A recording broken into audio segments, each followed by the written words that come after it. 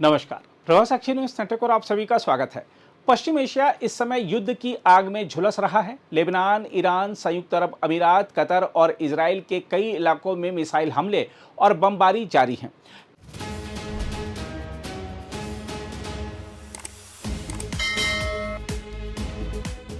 कई शहरों के ऊपर तेल और धुएं के काले गुबार उठते दिखाई दे रहे हैं। इसके बावजूद एक चौंकाने वाला तथ्य सामने आया है कि इन युद्ध प्रभावित इलाकों की हवा भारत के कई प्रमुख शहरों से कहीं ज्यादा साफ है। वायु गुणवत्ता सूचकांक यानी AQI के आंकड़े बताते हैं कि युद्ध क्षेत्र में भी हवा का स्तर दिल्ली और मुंबई जैसे भारतीय महानगरों से बेहतर बना हुआ है।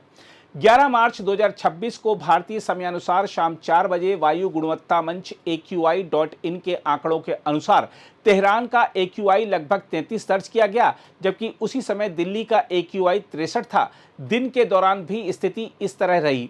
दोपहर 12 बजे तेहरान का अधिकतम AQI 47 रहा, जो अच्छे स्तर में आता है। इसके विपरीत दिल्ली में सुबह 8 बजे AQI 323 तक पहुंच गया था, जो अत्यंत खराब श्रेणी में आता है। यह स्थिति तब है जब तेहरान और आसपास के क्षेत्रों में तेल भंडार और ऊर्जा ढांचों पर हमलों के कारण धुएं और जहरीली गैसों की आशंका बनी हुई है। सोशल मीडिया पर 8 मार्च की रात तेहरान के ऊपर काले धुएं के घने बादल दिखने के दृश्य सामने आए थे। यहां तक कि कुछ इलाकों में काली वर्षा की भी खबरें आईं, जो तेल भंडार में लगी आग और रासायनिक धुएं का परिणाम मानी जा रही हैं। लोगों ने गले में जलन और आंखों में खुजली की शिकायत की और प्रशासन ने नागरिकों को घरों के भीतर रहने की सलाह दी। इसके बावजूद वास्तविक समय के आंकड़े बताते हैं कि तेहरान में AQI अधिकतर समय 0 से 50 के बीच यानी स्वस्थ श्रेणी में बना रहा। यह तथ्य भारतीय शहरों की वायु गुणवत्ता पर गंभीर सवाल खड़े करता है, क्योंकि भारत के कई महानगरों में वायु प्रदूषण लगातार खराब, बहुत खराब या गंभीर श्रेणी में बना रहता है।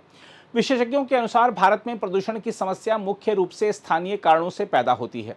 सबसे बड़ा कारण वाहनों से निकलने वाला धुआं है। तेजी से बढ़ती निजी गाड़ियों की संख्या नाइट्रोजन ऑक्साइड और सूक्ष्म कणों को बढ़ाती है।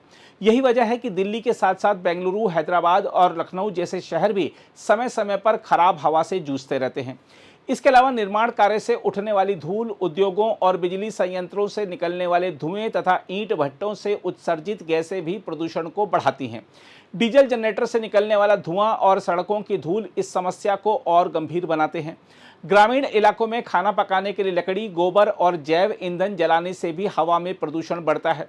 उत्तर भारत में एक और महत्वपूर्ण कारण खेतों में पराली जलाना है। पड़ोसी राज्यों में पराली जलने से धुआं बड़ी मात्रा में दिल्ली राष्ट्रीय राजधानी क्षेत्र तक पहुंचता है और सर्दियों में प्रदूषण की स्थिति बेहद खराब कर देता है।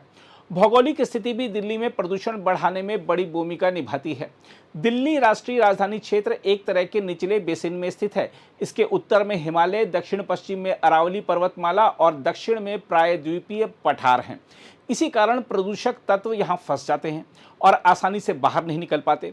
साथ ही उत्तर पश्चिम से बलूचिस्तान और थार मरुस्थल की ओर से आने वाली धूल भी प्रदूषण को बढ़ाती है। इसके विपरीत तेहरान, तेल अवीव, बेरूत और दुबई जैसे कई पश्चिम एशियाई शहर समुद्र के नज़दीक स्थित हैं या ऐसे क्षेत्रों में हैं जहां हवाएं प्रदूषकों को तेजी से फैलाकर साफ कर देती हैं। समुद्र के किनारे होने के कारण हवा का प्रवाह बेहतर रहता है और प्रदूषण का जमाव कम होता है। वहीं मुंबई समुद्र किनारे होने के बावजूद प्रदूषण से जूझता है। विशेषज्ञों के अनुसार इसका मुख्य कारण स्थानीय स्रोत हैं, खासकर वाहनों की अत्यधिक संख्या। मुंबई में वाहनों का घनत्व कई शहरों की तुलना में कई गुना ज़्यादा है, इसलिए यहाँ प्रदूषण का स्तर भी ऊंचा बना रहता है। इसके अलावा युद्ध से होने वाला प्रदूषण भी एक अलग प्रकृति का होता है। बमबारी या आग लगने से भारी मात्रा में धुआं और जहरीली गैसें निकलती हैं, लेकिन यह प्रदूषण अक्सर अस्थायी होता है। जब आग बुझ जाती है या घटना समाप्त हो जाती है तो उस स्रोत से निकलने वाला प्रदूषण भी रुक जाता है। इसके विपरीत वाहनों, उद्योगों और निर्माण कार्य से निकलने वाला धुआं लगातार हवा में जाता रहता है, जिससे लंबे समय तक प्रदूषण बना रहता है। हम आपको यह बता दें कि दिल्ली और राष्ट्रीय राजधानी क्षेत्र में हाल के दिनों में दिखाई दी गई स्मॉग को लेकर भी कई तरह की अटकलें लगाई गई कि यह ईरान में तेल रिफाइनरी पर हमलों से जुड़ी हो सकती है। हालांकि मौसम विशेषज्ञों ने इसे खारिज कर दिया। उन्होंने कहा कि यह स्मॉग दरअसल पश्चिमी हवाओं के साथ आई मरुस्थलीय धूल का परिणाम है। हम आपको बता दें कि 5 से 7 मार्च के बीच बलूचिस्तान और मध्य पाकिस्तान से चली तेज पश्चिमी हवाएं राजस्थान के थार मरुस्थल से होकर गुजरी और बड़ी मात्रा में धूल को उत्तर पश्चिम भारत तक ले आईं। हवा में तैरते ये धूल कण आकाश को धूसर और भूरा बना देते हैं और दृश्यता कम कर देते हैं। विशेषज्ञों का कहना है कि ईरान में हुए विस्फोटों का प्रदूषण भारत तक पहुंचने की संभावना बहुत कम है, क्योंकि दोनों क्षेत्रों के बीच लगभग 2,500 से 3,000 किलोमीटर की दूरी है। इतनी लंबी दूरी तय करते समय प्रदूषक तत्व काफी कमजोर हो जाते हैं। देखा जाए तो वायु प्रदूषण का स्वास्थ्य पर गहरा असर पड़ता है। लंबे समय तक प्रदूषित हवा में रहने से अस्थमा, ब्रोंकाइटिस, हृदय रोग और स्ट्रोक जैसी बीमारियों का खतरा बढ़ जाता है। बच्चों के फेफड़ों के विकास पर भी इसका बुरा प्रभाव पड़ता है और फेफड़ों के कैंसर का खतरा बढ़ सकता है। एक हालिया वैश्विक अध्ययन के अनुसार वर्ष 2022 में भारत में लगभग 17,18,000 लोगों की मौत वायु प्रदूषण से जुड़ी बीमारियों के कारण हुई। युद्ध क्षेत्र में उठने वाला धुआं भले ही डरावना दिखाई दे, लेकिन विशेषज्ञों के अनुसार भारत के शहरों में फैला स्थायी प्रदूषण कहीं ज्यादा खतरनाक है। यह धीरे धीरे लोगों के स्वास्थ्य को नुकसान पहुंचाता है और एक तरह से अदृश्य हत्यारा बन जाता है। बहरहाल, इस पूरी स्थिति से एक स्पष्ट संदेश मिलता है कि भारत में प्रदूषण से निपटने के लिए वाहनों के उत्सर्जन, उद्योगों के धुएं, निर्माण धूल और पराली जलाने जैसी समस्याओं पर सख्त नियंत्रण जरूरी है। जब तक इन स्रोतों को प्रभावी तरीके से नियंत्रित नहीं किया जाएगा, तब तक देश के शहरों में स्वच्छ हवा का सपना अधूरा ही रहेगा। अगर आप भी लेना चाहते हैं देश दुनिया की तमाम जानकारी, तो आज ही सब्सक्राइब करें हमारे चैनल को। साथ ही नीचे दिए बेल आइकन को जरूर दबाएं ताकि हर अपडेट आप तक पहुंच सके।